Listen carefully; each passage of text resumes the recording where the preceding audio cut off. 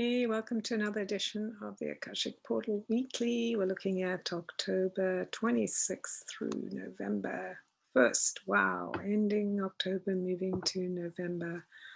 And on the 31st, Halloween, and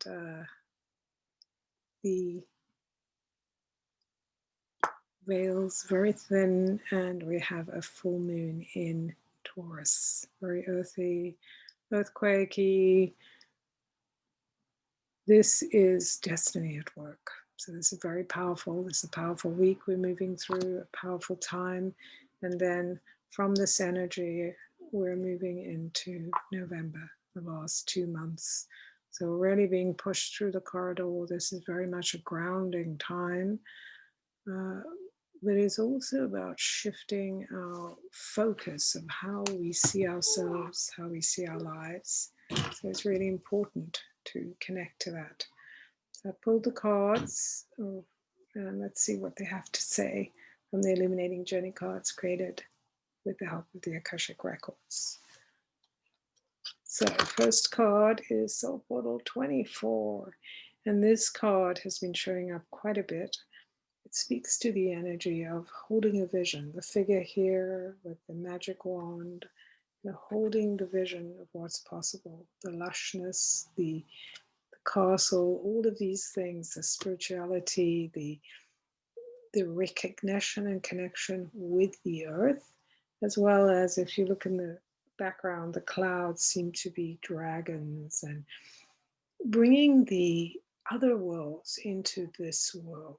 So very much about opening our hearts, seeing the lushness, the abundance of what is, as opposed to what we wish and hope for that we don't see. So how do we recognize or connect to the vision we are holding so that we can find our way there?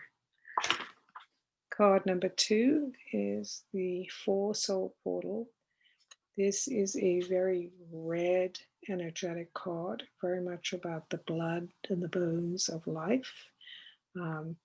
About the starkness of what is needed in order to move into that vision and the empowerment that is required. So taking what is and pulling away the layers, the attachment to things, looking at what has been and what must happen.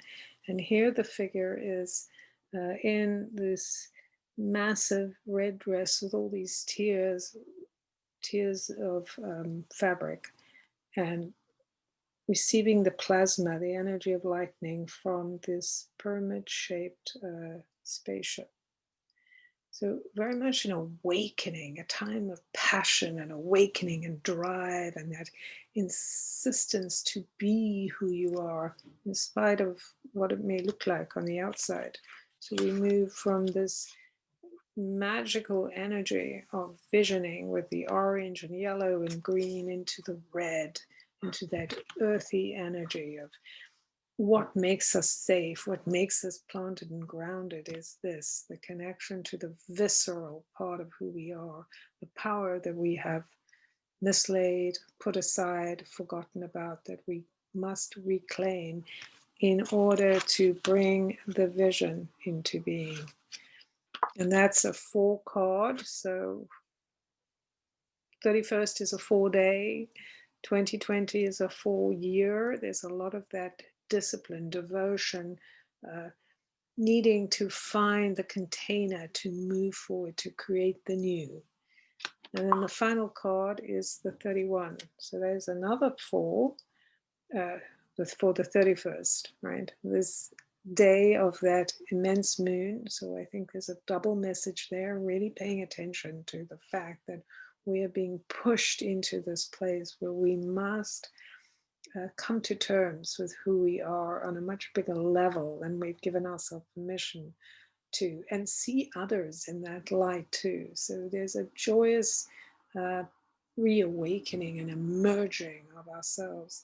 And this card speaks to the magic, because this is all the dragon's lair with the wise woman with the pearls, wisdom, the dragons and their treasure. So not only does this connect us to other worlds or connect all worlds together, it is connecting us to our secrets, to the things that we've hidden or put aside for this moment. So reconnecting to those secret ways, to those sacred things that remind us who we are. So a very potent, powerful week ahead. We have the recognition of what we're visualizing, seeing the world for what the potential we want to bring into the world, not being stopped because we have, oh, that's never going to happen. We're holding the vision so we can create the world we desire to live in. We're looking at the starkness and the passion and the fire that is needed from us, our empowerment, in order to claim who we are so we can take our place in this exciting time. And then the third card, more figures, the dragons coming in, our wisdom, the wisdom that we've hidden that's somewhere there available for us to reconnect to so we can move into this next phase with a sense of purpose and a sense of reclamation and total joy. It's fascinating that the first card is the figure, the magical figure, and here, see these two figures back to back. The first card is kind of like the world, the yellows, oranges, greens, the heart, the creativity, the will. The second one, the red, is the root, our sense of safety, fear, etc. And the last card is the purples and these colors, the indigos that are in the upper part of our body, the blues, etc.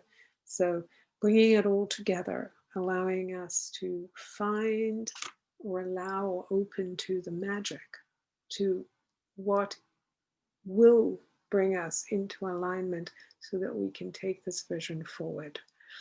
So it feels like a very powerful week. This is a week of initiation of a different kind, a lot of movement, shaking up, breaking new ground, breaking away from old things. We're not going to get where we want to go doing what we have done. So this reclamation of who we are is so important. I appreciate your comments, your likes and subscribes, and I will see you next week. I'm Jen Duchene of jenduchene.com.